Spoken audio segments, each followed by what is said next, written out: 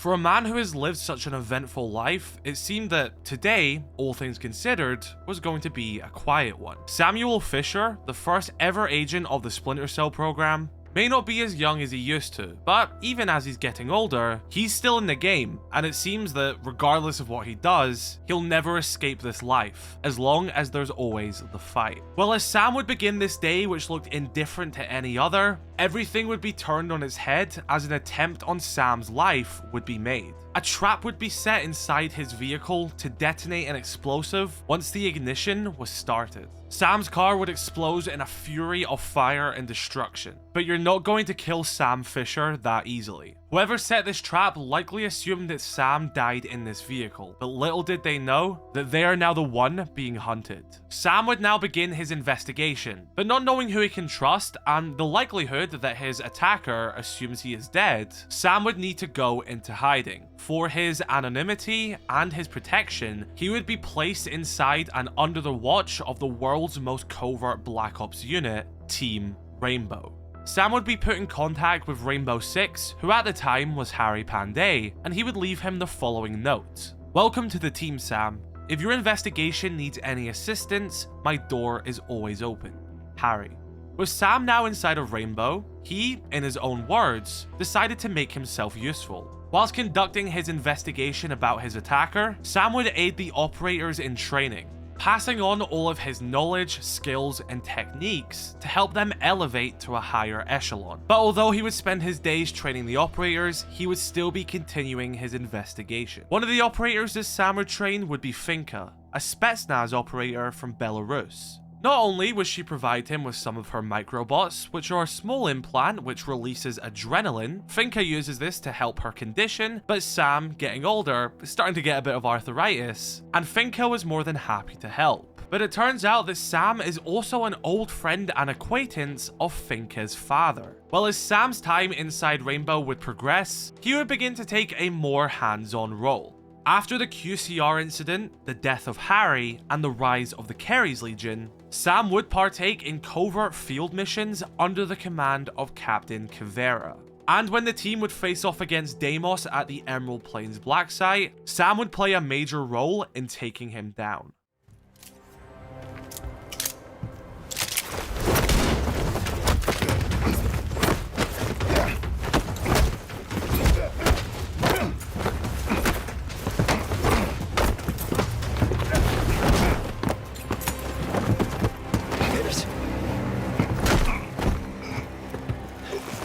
Samuel Fisher. Say hi to Harry for me.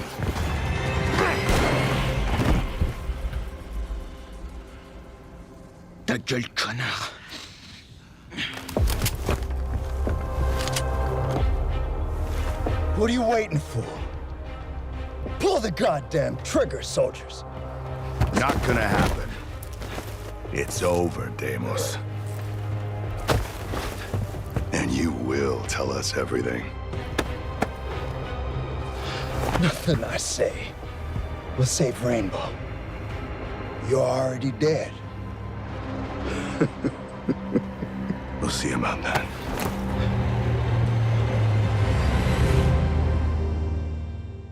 After the capture of Deimos, the destruction of Hereford Base, and the Detroit operation dubbed Dualfront, Team Rainbow would officially be deactivated by the Global Security Alliance Council. The team would partake in one final mission where they were able to execute Phobos and hinder the Keres Legion going forward. However, all operators were now told to stand down, and Rainbow was no more.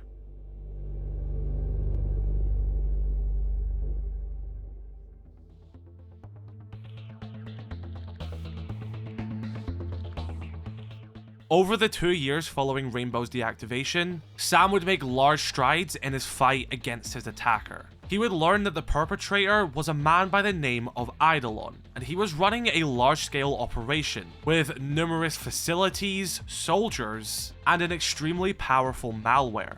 A malware so powerful that it can seemingly topple the entire structure which nations are built on.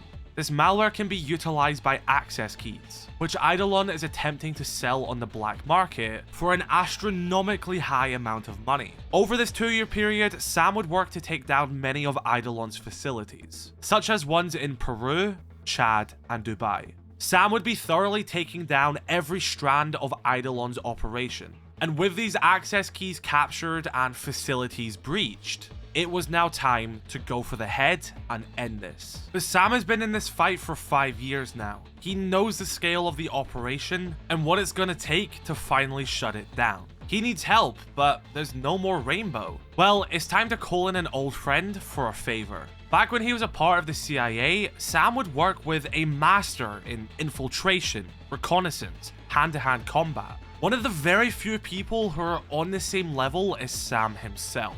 Much of his information is heavily redacted, but people know what to call him.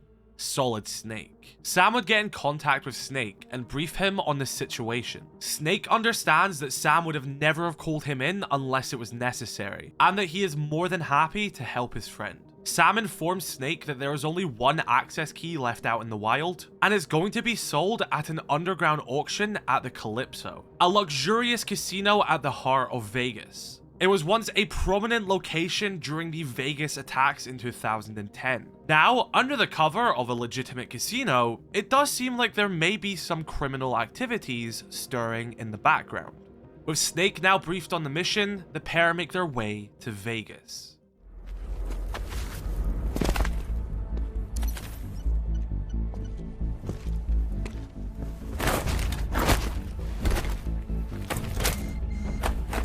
What's your ETA? I'm here.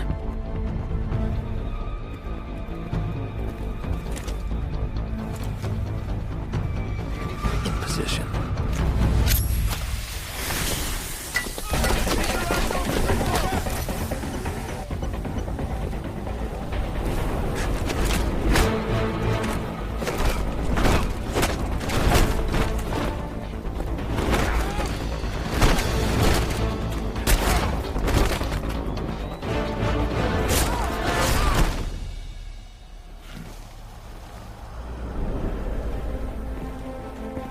Kept me waiting, huh? Never hurts to take things slow.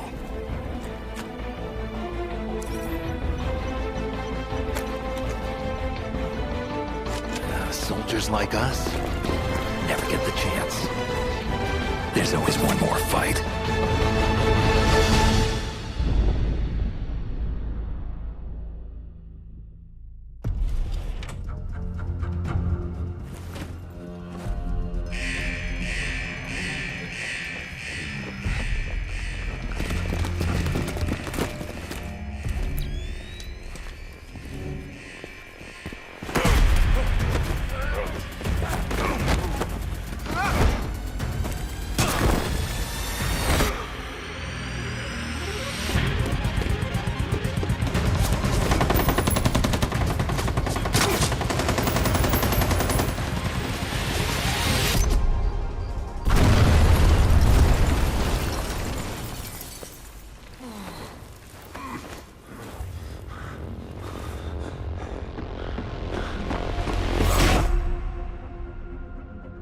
It's me. Are you out? I've got the access key. Listen, there was something else. A bioweapon. I need to make a detour. Rendezvous in Greenland.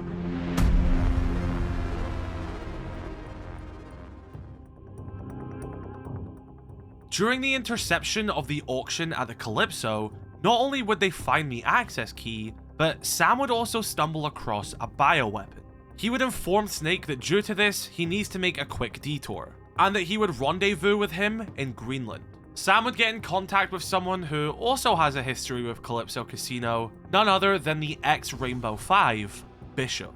Yes, the lead protagonist from Rainbow Six Vegas 2 is now back front and center in the lore, and as his position is still currently a bit unknown to us, we can see that he is at least back in some level of power and authority. And are we witnessing the birth of a new era of Rainbow, and could he be our 6? It seems that that story will continue with our main narrative. But 24 hours following this, Sam would rendezvous with Snake in Greenland, where the pair would execute a halo jump, closing in on Eidolon's final facility. The pair take out the guards at the perimeter as Sam activates his goggles and Snake applies his suppressor. We overhear Eidolon's men saying that they think he is paranoid, giving us a little glimpse into Eidolon's thoughts, and it seems that he knows that someone is coming for him. As one of the guards approaches their position, Snake takes out one of the automated cameras, which diverts this man's attention, allowing Sam to slit his throat. The two men go separate ways in the facility as they begin to close in on Eidolon.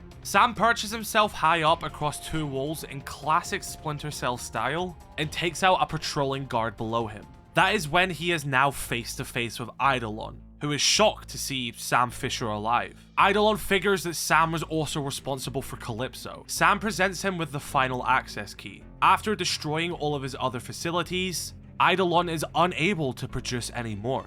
Eidolon isn't giving up, however. He presses an emergency button, but instead of guards running their way, he is met by Snake.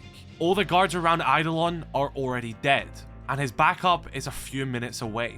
Eidolon begins to bargain, talking about how his SDM malware is worth the kind of money that makes a man untouchable, and that Sam can join him. But Sam knows that he's stalling.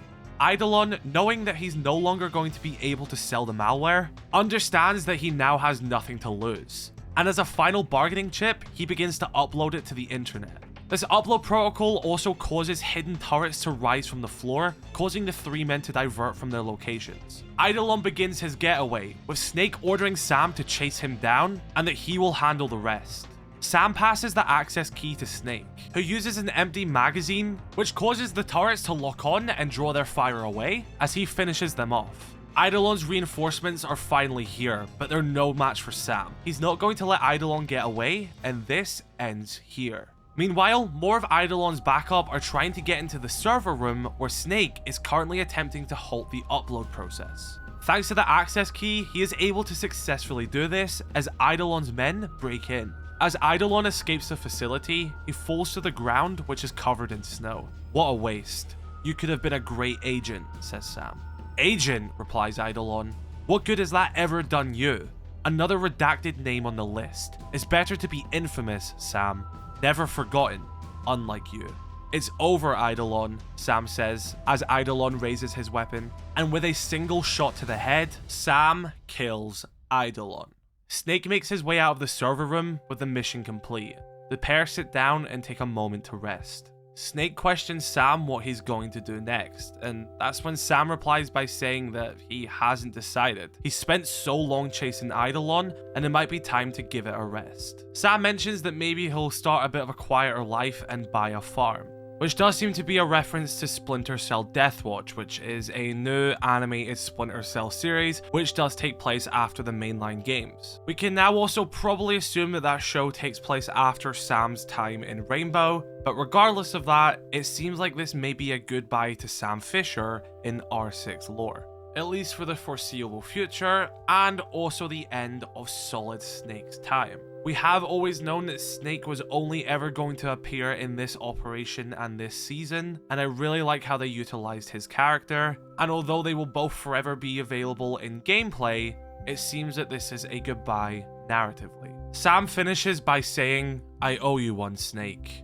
where Snake replies, "Just doing my job, Sam. You don't owe me anything." And so everybody, that was the story of Operation Silent Hunt. The story of Sam Fisher's time in Rainbow and his joint operation with Solid Snake. Let me know your thoughts in the comment section below. Drop a like on this video if you did enjoy. Subscribe if you're new. So catch you all in the next one. I love you all. Stay safe. Have a good one.